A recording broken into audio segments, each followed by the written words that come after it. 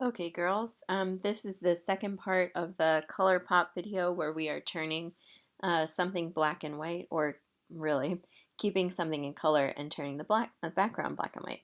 So we just watched the part where we got the photo and then put it in Photoshop and turned it to layer 0. So now we're going to cut it out.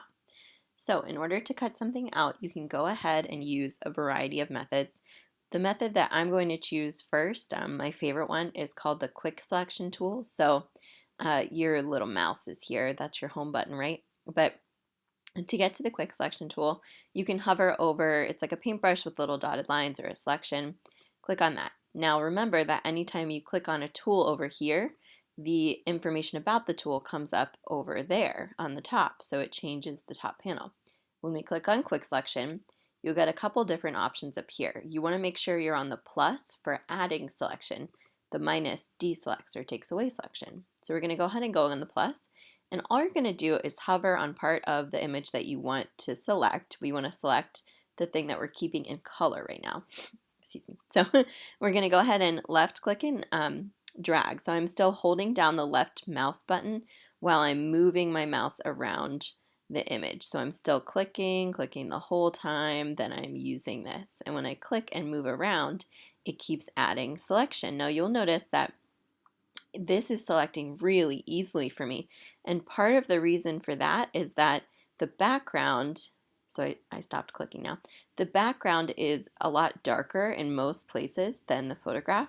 You'll notice if I accidentally clicked over here and I added selection that I didn't want, or maybe the computer did it for me, we need to deselect this part. So we're just going to go ahead over here back to the minus and deselect the part that we don't want, or take away selection.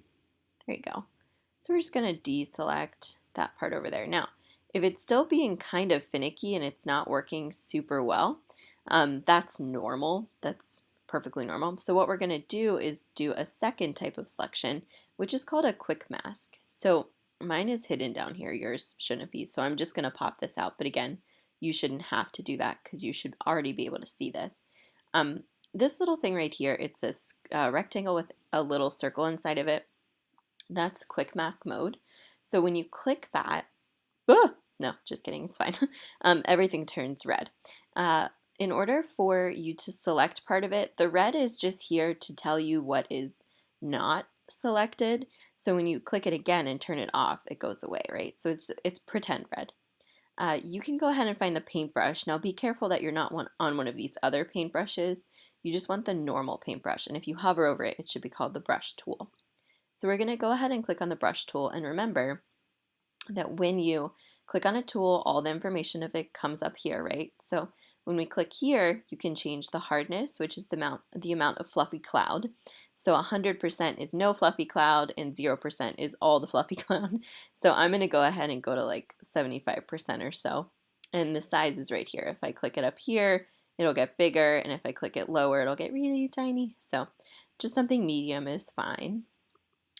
And then what you're going to do is you're going to add and take away selection. Now, how you deselect is you are on the black color. If you don't have black and white here, and let's say you have a crazy color here, go ahead and click this tiny little black and white square, bloop, and that'll put your colors back to black and white. Now we're going to be on black first. If you're not on black first and you're on white first, just click this tiny little baby arrow and it will switch your colors from black to white. So we're on black. Now we're going to go ahead and deselect or take away the selection we don't want. Now, oops, let's say I did that and I'm missing a selection. You can go ahead back, because remember now it's deselected there, and we're going to want that piece selected. So if I turn the quick mask mode back on and I click the arrow to start painting with the white paintbrush tool, then I can go ahead and click up here and it'll just add my selection. Now, in a perfect world, if this was, 5% left, if this was not taking so long for a video, I would be really careful about my selection, because any little mistake is going to be really obvious in the black and white when you turn it black and white. But for now, we're just going to pretend I did an amazing job and my selection is perfect. So I'm going to turn my layer mask, my quick selection tool, off, and then I'm going to go ahead and see, pretending that I have a perfect selection. Now, right now the flower is selected, but we want the background selected in order to turn it black and white. So you're going to go ahead up here and go to Image. Oops, sorry, never mind. You're going to go to Select first and do Select Inverse. Select Inverse is going to select everything outside of the flower. Then you're going to go to Image, Adjustments, Black and White. And that's going to turn your background black and white, but it's going to leave this in color because we selected the inverse or the outside. Now remember, you can play with these levels to change the value of each color. Remember how there was a bunch of blue in my photograph? If I go ahead and change the blue levels, that changes all of that significantly. So you can play around with those if you want to change the black and white. You just press OK when you're finished, and then there are a couple more steps to make sure you're completely done. Now, if you're very happy with this, you can go ahead and press Command D as in dog, Command D as in dog, for deselect. Let's say I made a dramatic mistake and I have to go back before I turned it black and white. Now, you know you can do Command Z as in zebra, but that only goes back one time. So if you need to undo a bunch, you have to go to the History panel, which is right here. It's a little arrow with three squares.